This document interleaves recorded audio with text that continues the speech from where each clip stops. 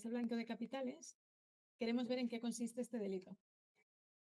Son muchos los términos que se utilizan para hacer referencia al blanqueo de capitales, pero resumidamente podemos definirlo como un delito consistente en disimular el origen ilícito de unos fondos, que pueden ser bienes, activos, por lo general suele ser dinero en efectivo, dándoles una apariencia completamente legítima con el fin de poder utilizarlos como si fuese al final dinero completamente legal.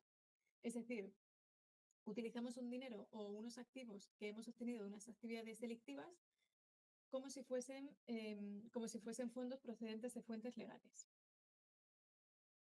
Os he recogido aquí en esta diapositiva las 4 definiciones que se entiende por blanqueo de capitales recogidas en la Ley 10/2010, que es la Ley de Prevención de Blanqueo de Capitales. También resumidamente lo podemos entender como esa serie de métodos o procedimientos mediante los cuales introducimos en el entorno financiero legal unos beneficios, unas ganancias que vienen de actividades delictivas.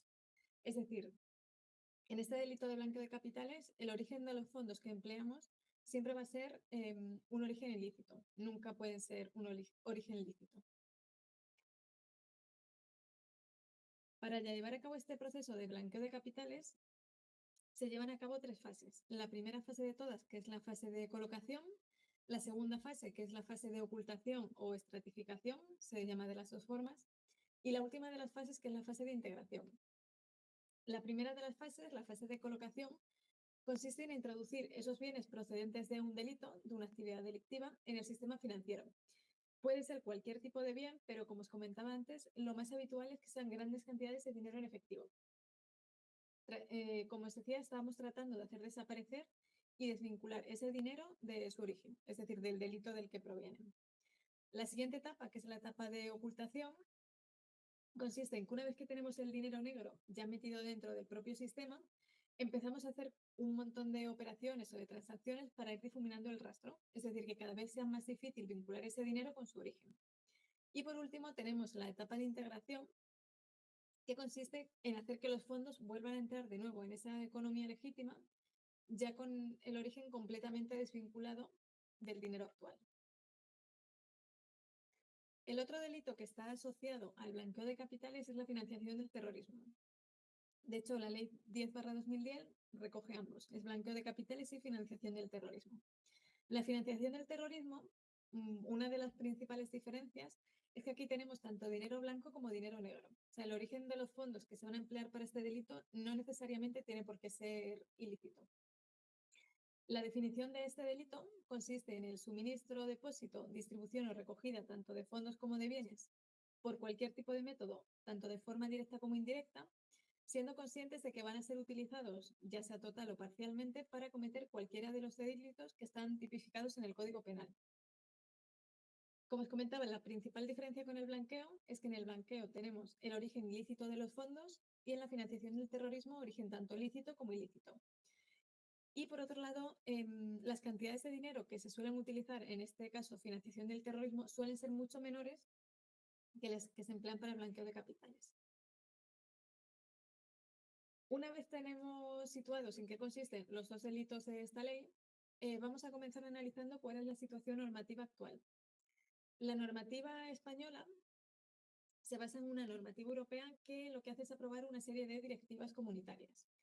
Las que tenéis en pantalla son las últimas. Tenemos la 4ª directiva, que se aprobó en el año 2015, la 5ª directiva en el 2018, que es la que nos aplica ahora mismo, y la 6ª directiva que se aprobó justo el año pasado. Esas directivas lo que hacen es marcar una serie de estándares mínimos que luego todos los países van a tener que transponer a sus leyes locales, endureciéndolas en la medida que quieran. Esas directivas marcan siempre los mínimos. Por tanto, luego las leyes nacionales van a ser siempre, como mínimo, tan exigentes como la directiva o incluso un poco más. En nuestro caso, en España, tenemos la Ley 10/2010 con un reglamento de desarrollo, que es el Real Decreto del 304 de 2014. Actualmente la directiva que nos es aplicable, como os decía, es la 5ª directiva, que es la que se corresponde al año 2018. Y esta directiva nosotros la transpusimos a nuestra ley en 2021, unos cuantos años después. La última modificación fue en 2023 y esta vez lo que se hizo fue cambiar una serie de aspectos relativos a la titularidad real. Por tanto, nuestra regulación actual, es decir, nuestra ley, viene de una directiva de mínimos de la Unión Europea con una ley, que es la Ley 10/2010, y un reglamento nacional que lo que hace es desarrollar esa ley. Sin embargo, esto no ha quitado para que se apruebe un reglamento, el Reglamento Europeo, justo también el año pasado, en 2024, y una sexta directiva a la vez que el reglamento. ¿Qué implicaciones tiene que se apruebe un reglamento? Significa que a partir de 2027, en este caso, toda la Unión Europea ya no se va a regir por las leyes locales que vienen de la directiva comunitaria, sino que todos van a seguir el propio reglamento. Antes teníamos 27 leyes locales distintas y ahora va a ser un único reglamento para todos. ¿Qué contiene este reglamento? Contiene las obligaciones para los sujetos obligados, vienen a ser prácticamente las mismas que tenemos nosotros en la ley, que son medidas de diligencia debida, obligaciones de control interno y, por último, obligaciones de información. Este reglamento se aprobó en junio de 2024, entró en vigor en julio, pero no nos es exigible hasta julio de 2027. Es decir, de momento nos tenemos que seguir adaptando a la quinta directiva.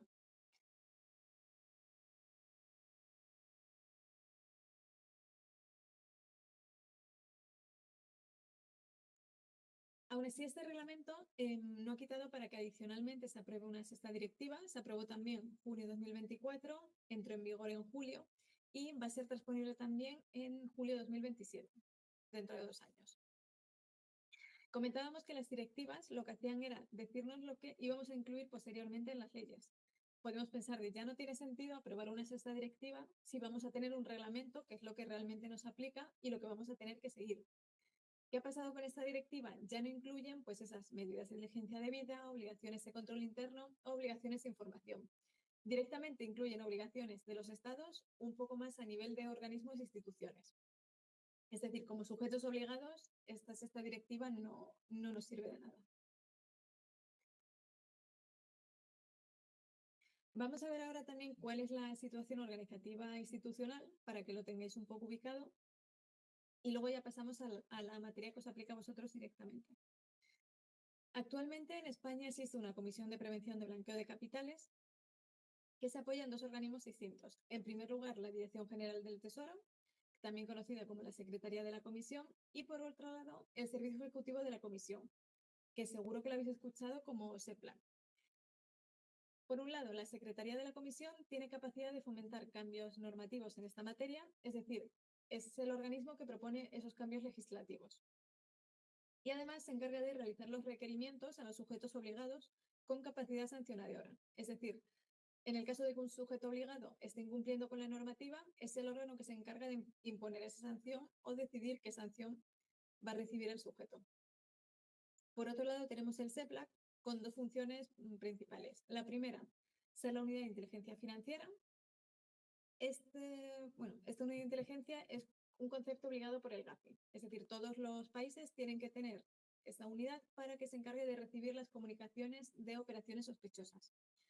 ¿Qué quiere decir? Cuando un sujeto obligado tiene una operación sospechosa de blanqueo de capitales, tiene que ir directamente al SEPLAC a comunicárselo. Y por último, tiene la función de ser entidad supervisora. Es decir, es quien nos realiza los requerimientos sobre los que luego el Tesoro nos va a imponer la sanción.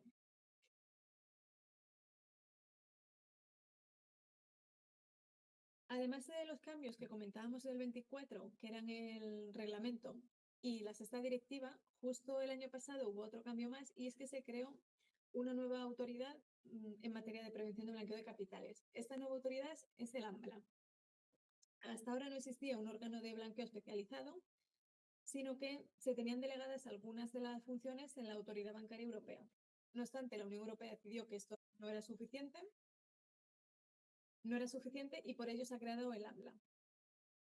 ¿Cuáles van a ser las funciones? Por un lado, la supervisión directa de entidades con actividad supranacional o que tengan un riesgo superior al promedio. Va a realizar una coordinación y supervisión de todos los supervisores nacionales. En nuestro caso, en España, tenemos el SEPLAC. Coordinará las unidades de inteligencia financiera. En nuestro caso, sigue siendo el SEPLAC. Y por último, tendrá la capacidad de aprobar normas técnicas, es decir, esas normas que nos indiquen cómo cumplir con el reglamento europeo.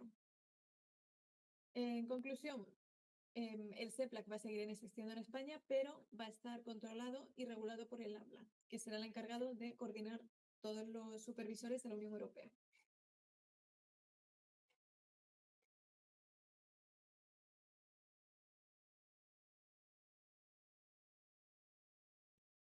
Acabamos de ver lo que es la ley 10/2010. Bueno, acabamos de ver lo que es la directiva, que lo que hace es aprobar una ley 10/2010. ¿Somos nosotros sujetos obligados a esta ley? No. O sea, en concreto, CEDETI no es sujeto obligado a esta ley, pero sí que está sujeto a otra serie de normativas europeas, como pueden ser estas. El artículo 158 del reglamento, el acuerdo de atribuciones que se firmó en abril del 24 y la directiva del año 2015. Entonces, no estamos sujetos a la ley de prevención de blanqueo de capitales, pero en esta serie de normativas sí que tenemos una serie de obligaciones en esta materia. ¿Qué dicen cada una de ellas por separado? Primero, el artículo 158 lo que nos dice es que vosotros, como gestionáis fondos de la Unión Europea, no podéis financiar acciones que contribuyen al blanqueo de capitales, financiación del terrorismo, al fraude ni a la evasión fiscal. ¿Qué podéis hacer para evitar esto? En primer lugar, verificar los beneficiarios y socios que estén detrás de las personas jurídicas a las que concedéis las ayudas, incluir cláusulas que prohíban esas conductas o que permitan suspender y la devolución de los fondos, mantener una serie de controles internos, registros y mecanismos de detección de riesgos, aplicar medidas de diligencia debida reforzadas, esto lo veremos un poco más adelante, y colaborar con las autoridades en caso de que se detecte alguna operación sospechosa.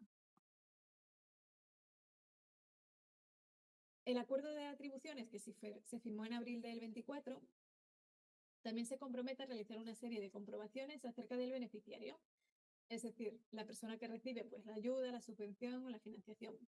¿Qué tenemos que hacer para ello? Verificar la identidad del beneficiario y su titular real. Veremos más tarde, pero por decirlo muy resumidamente, el titular real es la persona física que está detrás de esa empresa que pide la financiación. Revisar siempre la estructura societaria para detectar sociedades pantalla. Utilizar el registro central de titularidades reales, el cual todavía no se puede utilizar. Registrar documentalmente todas las comprobaciones que se realizan, que es justo lo que estamos viendo de identificación del beneficiario, titular real, etc. Y aumentar la diligencia debida en casos de mayor riesgo.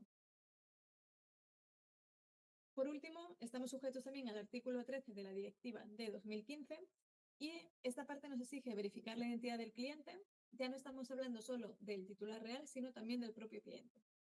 Identificar de nuevo al titular real y entender su estructura de propiedad, determinar el propósito de la relación de negocios y su actividad y monitorizar constantemente la relación de negocios por si detectamos indicios de blanqueo más tarde.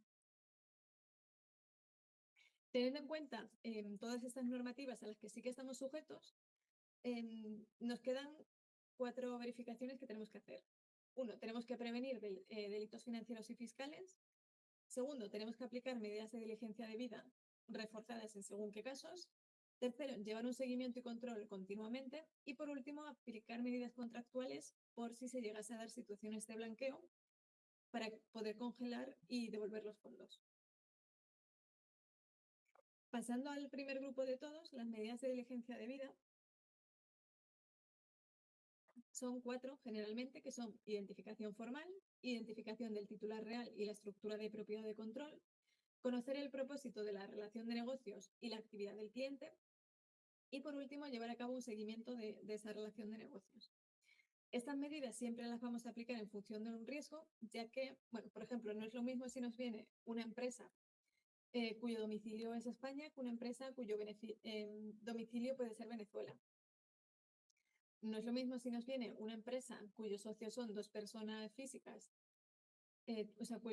cuyos socios titulares reales son 2 personas físicas que al pasarlas por listas aparecen limpias, que si tenemos un entramado de sociedades del que nos cuesta mucho ver quién es el titular real. Como no tienen el mismo riesgo, no se les aplican igual las medidas.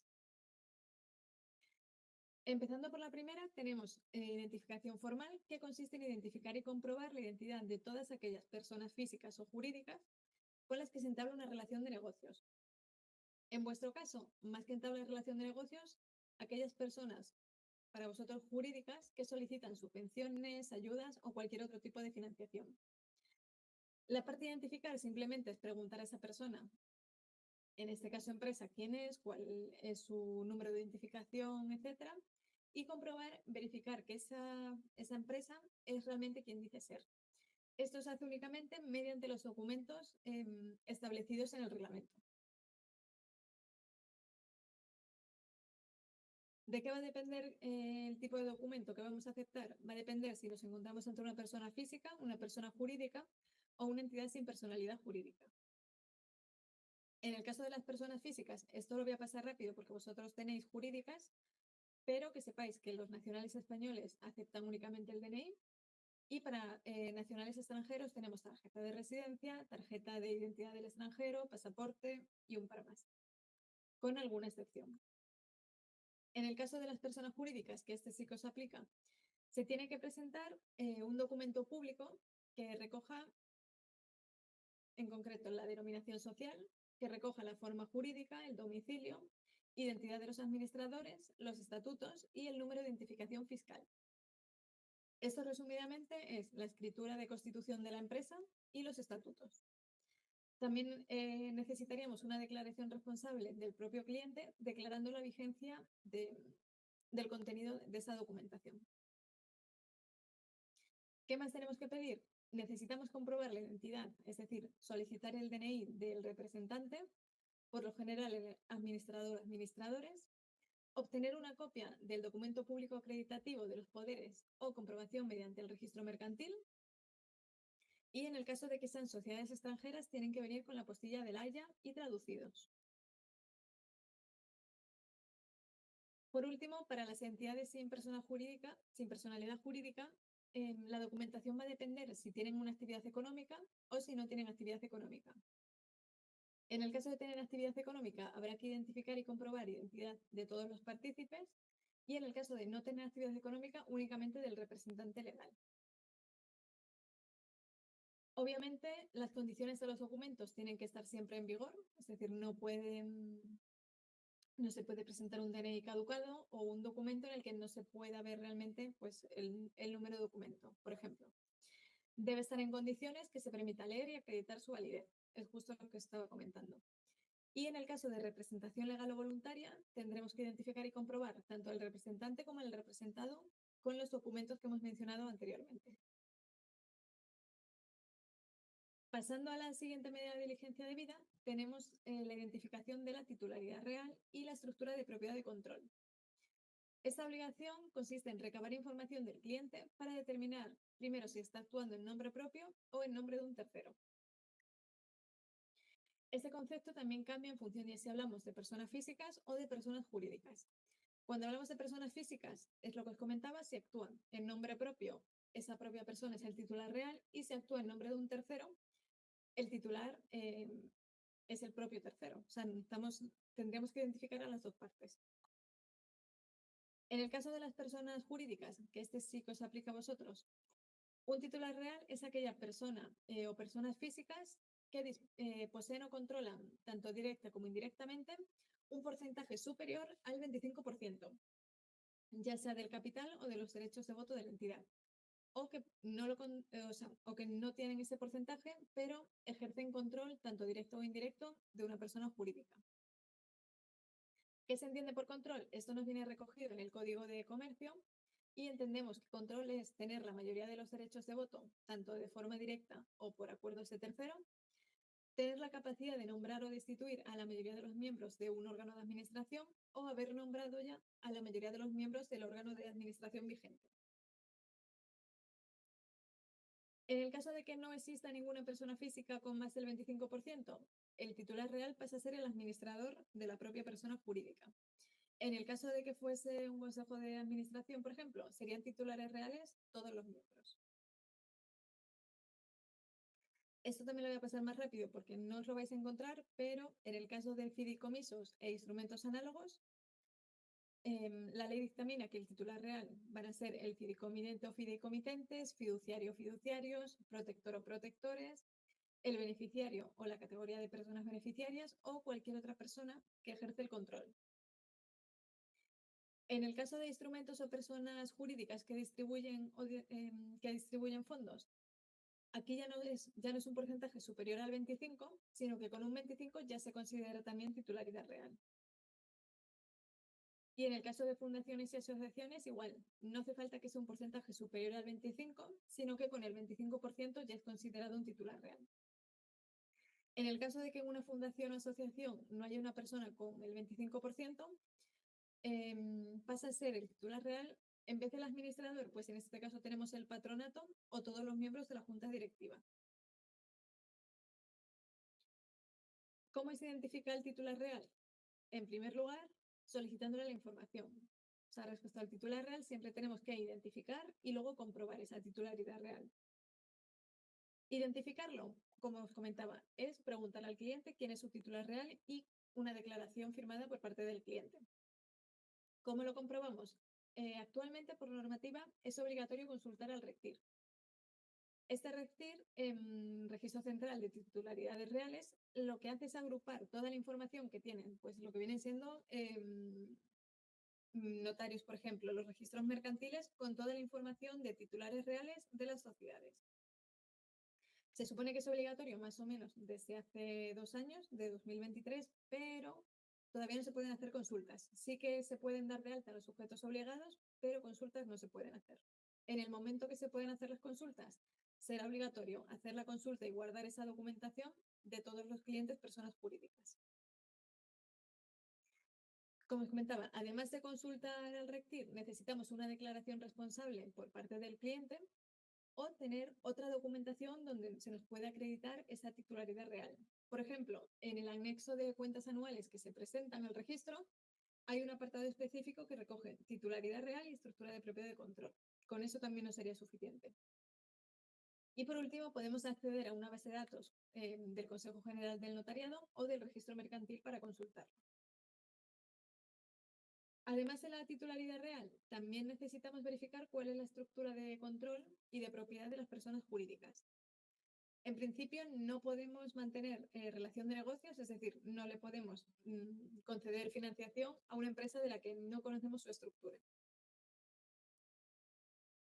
¿Cómo podemos obtener esta información? Mediante una manifestación del cliente, la declaración responsable que os comentaba antes, el anexo de cuentas anuales que disponía del apartado de titularidad real también tiene uno para estructura de propiedad de control. Documentos públicos, como puede ser una escritura de compraventa o un acta de manifestaciones, la información del registro mercantil o el impuesto de sociedades, que también contiene un apartado con esta información.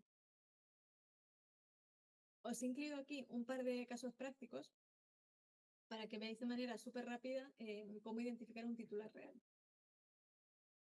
En este caso, tenemos un cliente SL, que es la empresa que viene a pedirnos financiación, que pertenece en un 25% a Esteban, en un 25% a Ramiro, un 25% a Antonio y otro 25% a Juan. El administrador de esta SL es Francisco. En este caso, podemos ver que nos encontramos ante una persona jurídica, es decir, necesitamos una persona, para un titular real va a ser persona física con más del 25% de propiedad. Y en este caso tenemos 4 personas físicas, cada una con el 25%. Al no superar ninguno de ellos el 25%, el titular real pasa a ser el administrador, en este caso Francisco.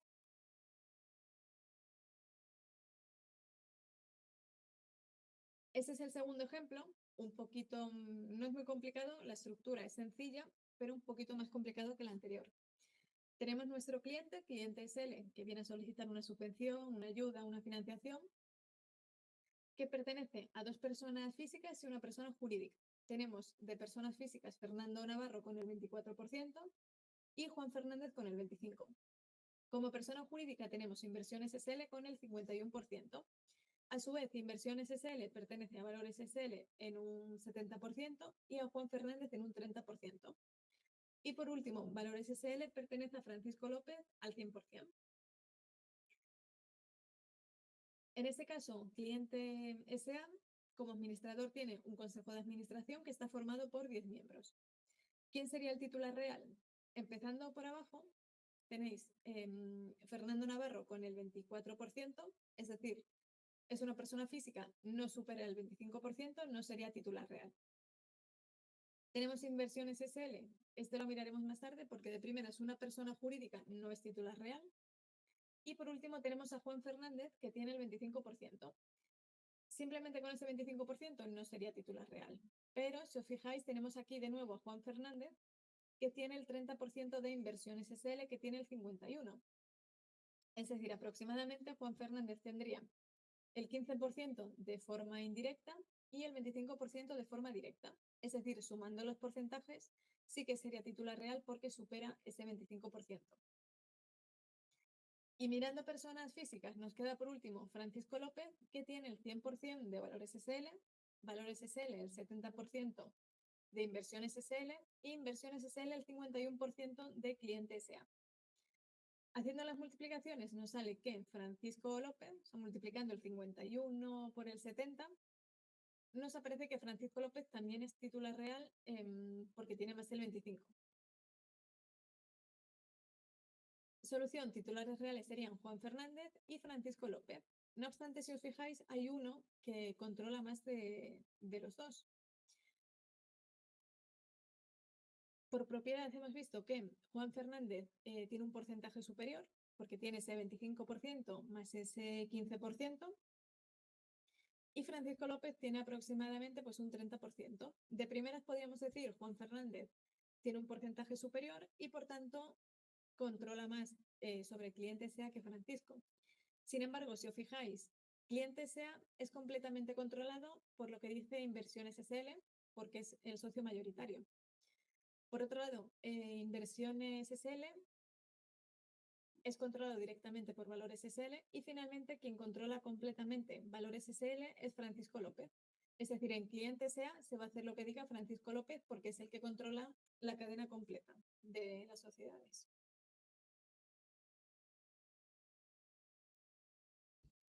Y por último, otro caso práctico. En este caso, nuestro cliente es Cliente SL y pertenece a 3 personas físicas y una persona jurídica. Las personas físicas son Carlos, Laura y María, todos con un 15%, y el 55% restante pertenece a Apreblan SL. A su vez, Apreblan SL pertenece en un 40% a Carlos y en un 60% a Elena. Aquí fijaros que nos pasa lo mismo que antes con Juan Fernández, que tenía en primer lugar propiedad de forma directa y luego también tenía un porcentaje de propiedad de forma indirecta. Pues aquí nos pasa lo mismo con Carlos. Carlos tiene un 15% de forma directa sobre Cliente SL y además tiene un 40% del 55% que posee Apreblan SL. Es decir, sumando ambos porcentajes, tanto el que tiene de forma directa como indirecta, supera el 25% y por tanto es titular real. Y por último, tenemos a Elena con el 60% de ese 55%, por lo que también supera el 25% y también sería titular real. El resto, Laura y Marta, como son personas físicas con menos del 25%, se quedan fuera. Como decíamos, titulares reales serían Carlos y Elena. Tener siempre en cuenta que titulares reales pueden ser máximo 3 personas. Como tienen que ser personas físicas con más del 25%, no pueden ser 4. En el caso de las personas jurídicas. En una persona jurídica, como máximo, va a haber 3 titulares reales. Y en una fundación o asociación sí que puede haber 4, porque si recordáis, para una fundación o asociación era suficiente con el 25%. No hacía falta superar ese porcentaje. Y otro caso más, Cliente SEA nuestro cliente. Bueno, aquí viene a ser prácticamente parecido al que teníamos el caso 2, pero hay 2 diferencias pequeñitas. El porcentaje que tiene Juan Fernández de forma indirecta, mediante Valores SL y mediante Inversiones SL, lo tienen acciones en prenda al Banco Santander. Y el otro cambio es que antes estaba Francisco López aquí arriba con un 100% y ahora tiene Francisco López un 33%, está Sofía con otro 33% y está Roberto con otro 33%. Esas son las únicas diferencias. Entonces, Carmen Navarro no va a ser titular real porque no tiene más del 25, tiene únicamente un 24. Tenemos a Juan Fernández con el 25% de forma directa y ese 15% de forma indirecta que está a través de unas acciones en prenda en el Banco Santander. Por último, tenemos a Francisco, que ya no tiene ese 35%, sino que tiene el 33% de Valores SL. Es decir, no llega al 25%, Sofía tampoco y Roberto tampoco llega al 25%. ¿Quién sería el titular real? Nos queda Juan Fernández. A pesar de que las acciones estén en prenda, no implica nada de cara a la titularidad real.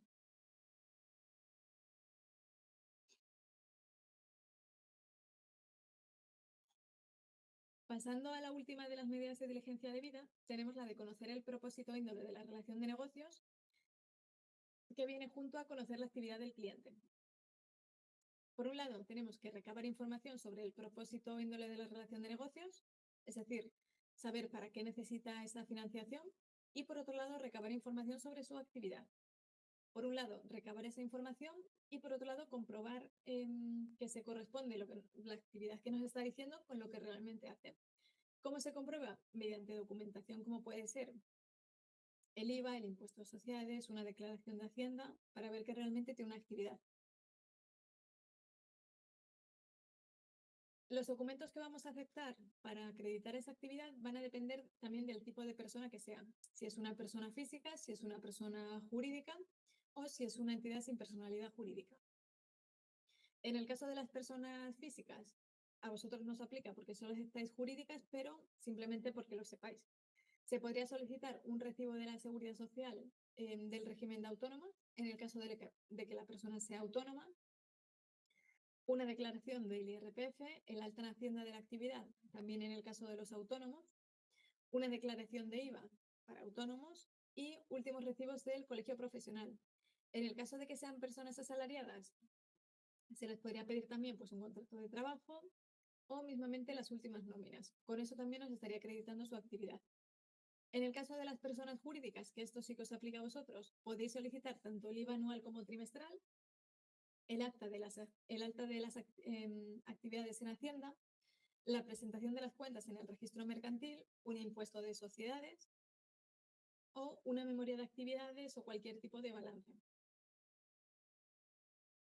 Bueno, es aquí justo lo que os comentaba antes, personas físicas asalariadas. Tenemos una nómina, una declaración de la renta, un IRPF o, por ejemplo, pues eso, una vida laboral o un contrato. En el caso de asociaciones, fundaciones, tenemos una memoria de actividades, las cuentas del ejercicio anterior, nos saldría también un balance o los presupuestos del año actual, por ejemplo.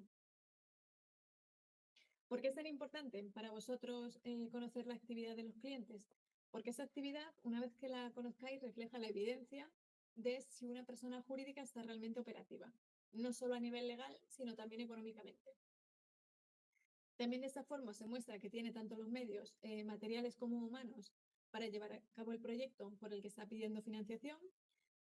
También demuestra que puede realizar una actividad de forma coherente a su objeto social y que es capaz de ejecutar por sí misma, ya sea con medios propios o con colaboradores acreditados, el proyecto para el que solicita la ayuda. ¿Qué conseguimos conociendo la actividad de los clientes? En primer lugar, garantizamos que el solicitante tiene esa capacidad técnica y operativa para seguir adelante. Evitamos que se utilicen sociedades pantalla, que justo en la diapositiva de delante os explico qué es una sociedad pantalla, pero evitamos que utilicen sociedades para canalizar fondos públicos hacia terceros ocultos o con fines que desconocemos por completo. Ayudamos a prevenir el blanqueo de capitales y también estamos alineados de esta forma con el principio de uso eficaz y responsable de los fondos de la Unión Europea. Como os decía, ¿qué es una entidad pantalla? Una entidad o sociedad pantalla es una empresa ficticia, por decirlo así, una empresa ficticia, una empresa fantasma, hay mil formas de llamarlo. Y es una sociedad que no tiene una actividad empresarial como tal, sino que sirve simplemente de vehículo para obtener fondos y moverlos a otras cuentas o a otras empresas. No suele tener una infraestructura ni tiene empleados, suele ser bastante difícil también contactar con ella no suele tener pues eso, ni página web, ni teléfono, no hay forma tampoco de ver quién está detrás. Y por último, las personas que lo controlan, es decir, sus titulares reales, los que decíamos, personas físicas de más del 25%, suelen estar ocultos también, suelen ser muy difíciles de identificar. Este tipo de entidades, tener en cuenta que se suelen utilizar para blanqueo de capitales y también para evasión fiscal.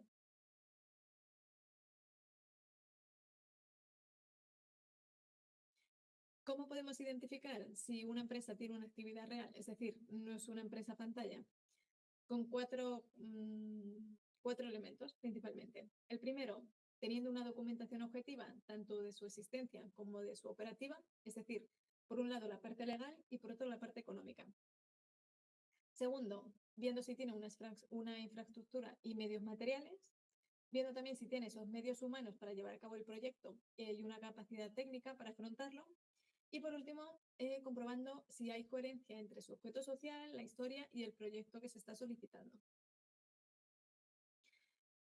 Yendo uno por uno, la documentación objetiva de existencia y operativa, para ello podemos solicitar, como hemos dicho antes, la declaración censal, el alta en Hacienda, declaraciones fiscales, pueden ser tanto del IVA como del impuesto de sociedades, el último depósito en las cuentas en el registro mercantil, facturas, contratos, todo aquello que nos acredite que la empresa existe legalmente y que además tiene una actividad. En el caso de que veáis que es una empresa que no tiene actividad económica, yo que sé, por ejemplo, en el último año, ya podemos aumentar el riesgo y solicitarle aún más documentación. La parte de la infraestructura y medios materiales, tenemos que verificar si la empresa, en primer lugar, tiene oficinas propias, un laboratorio, una sede física. En muchos casos se suelen utilizar coworkings y sí que levanta un poco más de sospechas.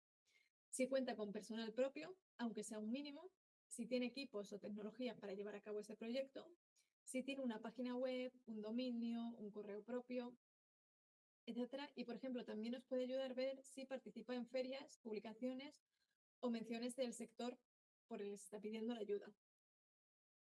Os pongo aquí abajo de justo algunas que son señales de alerta.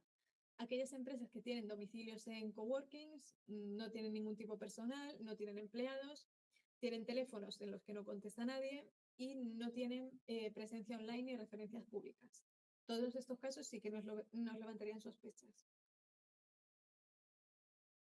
El tercero de los elementos, los medios humanos y la capacidad técnica. Algunos de estos los hemos mencionado en el punto 2, que serían contar con un personal técnico adecuado para el proyecto, es decir, que tenga algún sentido lo que se está pidiendo con la gente que tenemos contratada, que al menos tengan experiencia en el sector. Solicitar un organigrama real para ver las personas que están detrás, sus nombres y las funciones que llevan a cabo. Solicitar los currículums de responsables o socios para ver si tienen pues eso, esa experiencia en el sector y tiene sentido la financiación que están pidiendo. Ver que tienen experiencia previa en proyectos similares o, por último, que cuentan con certificaciones, autorizaciones técnicas o licencias para llevarlo a cabo. Por último, tenemos que comprobar que tiene coherencia lo que se está pidiendo con el objeto social e historia de la entidad. En el caso de que no haya relación entre el objeto, la historia y el proyecto, también aumentamos el riesgo. Aquí os he incluido algunas señales de alerta bastante genéricas. Y tener en cuenta que esto no significa que cada vez que os encontréis una empresa, yo que sé, la primera, con una dirección fiscal genérica, es decir, una empresa que está en un coworking, no significa que sea una operativa sospechosa de blanqueo. Simplemente hay que tenerlo en cuenta como una red flag o una señal de alerta. ¿Qué puede significar cada una de estas cosas? Una dirección fiscal genérica, que por ejemplo esté en un coworking, puede significar una falta de infraestructura real. Un objeto social genérico, una actividad simulada, es decir, una empresa que, por ejemplo, se pone consultoría en general como objeto social o algo súper amplio, consultoría empresarial y te abarca un montón de proyectos. Puede ser una actividad simulada y no una actividad concreta que realmente está llevando a cabo la empresa. Cambios recientes en socios o administradores. También suele ser bastante extraño y levanta sospechas porque puede significar un posible intento de ocultación de esos titulares reales o personas físicas que están detrás. Si, por ejemplo, tenemos una empresa con dos personas físicas que han sido sancionadas o que, por ejemplo, sabemos que se les van a aplicar medidas reforzadas, justo antes de solicitar la ayuda, hacen un cambio de socios. Entonces, las personas a las que se va a mirar, que son los titulares reales, se ponen 2 personas limpias, que no están sancionadas ni nada, salen completamente limpias, va a generar menos riesgo y menos sospechas que si aparecen esos otros 2 socios. Por eso se suelen hacer esos cambios de socios o administradores. ¿Qué pasa si una empresa no deposita cuentas o no presenta impuestos? Puede significar que la empresa no estaba activa. Si no tiene web, redes sociales ni ningún tipo de rastro público, puede ser una sospecha de opacidad. Y por último, si todo el proyecto está externalizado, es decir, no se cuentan con empleados, está todo externalizado en terceros, puede ser que no hay un control interno real. ¿Qué hacen en el caso de que tengamos dudas si la actividad que nos dice el cliente es real o no? Primero, solicitar aclaraciones al solicitante. Segundo, exigir documentación adicional de toda la que comentábamos, de IVAs, impuestos de sociedades, las cuentas en el registro, pues solicitarle más documentación. Tercero, suspender la evaluación del expediente hasta la resolución. Cuarto, escalar la duda si realmente tenemos sospechas de fraudes o de blanqueo. Y por último, evaluar hacer una evaluación completa que nos permita trazar y ver si esa empresa realmente tiene sospechas de blanqueo o no. Pasando al bloque 2 que comentábamos, viene a ser la política antifraude y protección de fondos a los que estáis sujetos por gestionar fondos de la Unión Europea. Si recordáis, justo al principio comentábamos que no estáis sujetos a la ley 10/2010, pero estabais sujetos a 3 normativas concretas, que eran el reglamento, el primero que os aparece aquí, de 2024, el acuerdo de atribuciones firmado en abril del 24 y, por último, una directiva del año 2015. Las dos que tienen que ver con políticas antifraude son el reglamento y el acuerdo de atribuciones. ¿Qué nos dicen resumidamente estas dos normativas? Que debido a la responsabilidad que tenemos por gestionar fondos de la Unión Europea, debemos prevenir, detectar y corregir tanto el fraude, la corrupción como los conflictos de intereses. ¿Cómo podemos diferenciar el fraude del error? Por lo general, en un error va a ser simplemente un fallo administrativo donde no hay mala fe, y el fraude suele ser una acción que ya está intencionada para obtener una ventaja indebida. En este caso, para obtener esa financiación. ¿Qué suele implicar el fraude? En primer lugar, ocultación de información, manipulación de documentos o incluso enriquecimiento personal o para un tercero.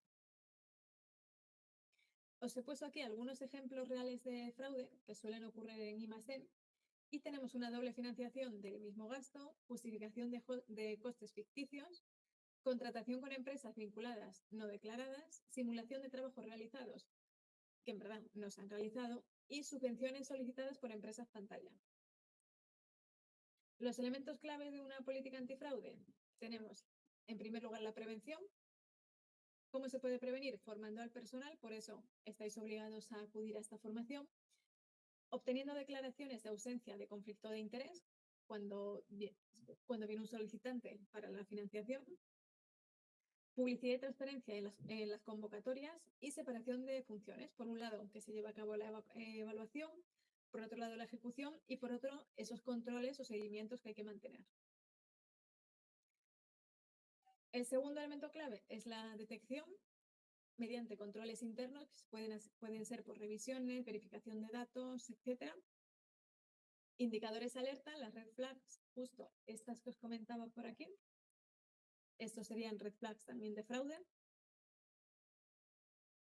Y alertas en tiempo real durante la ejecución o justificación del proyecto. Por último, la corrección. Hemos visto que ya se ha dado el blanqueo o ya se ha dado el fraude. ¿Cómo podemos corregir esto? En primer lugar, recuperación de fondos. Por eso, al principio de todo, ponemos que una de las obligaciones será a nivel contractual, es decir, recoger en los contratos una serie de cláusulas que permitan que se congelen o la devolución de los fondos. Análisis del expediente o escalándolo en caso de que detectemos fraude claramente. Aquí tenemos otro esquema de más señales de alerta o red flags. Quizás las otras más vinculadas a blanqueo, estas también más vinculadas a fraude. Una empresa recién constituida que no tiene medios, probablemente sea una empresa pantalla. Aquí la misma de antes. Un cambio de socios antes del proyecto, ocultación de la titularidad real para que no se investigue qué personas físicas están detrás. Relación no declarada con proveedores. Esto puede significar un conflicto de interés, bastante probable. Una imputación de gastos justo al límite elegible también suele ser extraño. Justificación con documentos poco verosímiles, manipulación documental probablemente. Y personal técnico con dedicaciones incompatibles puede significar una doble financiación o falseamiento. Las conclusiones de todo esto, se han recogido 10 puntos principales para resumir todo lo que hemos visto en esta hora. En primer lugar, CDTI no es un sujeto obligado a la Ley 10/2010 de prevención de blanqueo de capitales, pero sí que tiene responsabilidades en esta materia debido a que gestiona fondos europeos. La diligencia debida es el eje de toda prevención. Como os comentábamos, medidas de diligencia debida son 4 medidas. Identificación formal la primera, identificación del titular real y estructura de propiedad de control, conocer el propósito de la relación de negocios y conocer la actividad. Esas son las 4 principales que tenéis que aplicar. La documentación no lo es todo, hay que ir más allá. Esto puede ser porque a pesar de que tengamos toda la documentación legal, por decirlo así, y está todo perfecto de una empresa, puede ser que luego no tenga una actividad económica real. Por ello tenemos que ver tanto la documentación legal como la económica. Existen señales comunes que deben conocerse. Aquí tenemos los cuadritos que veíamos de las red flags o de señales de alerta. Prevenir no es sospechar de todo, sino proteger el proceso. Súper importante. Las relativas al fraude. CDTI tiene obligaciones antifraude explícitas, también por su gestión de fondos de la Unión Europea. El fraude debe prevenirse, en primer lugar, con controles internos y formando a los empleados. No todo error es fraude, recordar, el error simplemente no hay ningún tipo de mala fe. Y en el fraude sí que se hace a propósito, ocultando información, manipulación de documentos, con intención de que la propia empresa o un tercero se ha beneficiado, en este caso económicamente. Hay herramientas concretas para anticipar y actuar ante los riesgos. Y finalmente, el compromiso con la tolerancia cero al fraude debe ser real y operativo, no simplemente tener un manual que está ahí y no se aplica. Eso sería todo por el curso de hoy. Os he dejado aquí tanto mi contacto como mis datos por si tenéis cualquier duda. Y creo que ahora justo cuando acabéis el curso tenéis un examen para hacer. Y bueno, creo que os dan directamente también la nota. Así que nada, muchas gracias y cualquier duda, pues tenéis aquí mis datos para contactarme.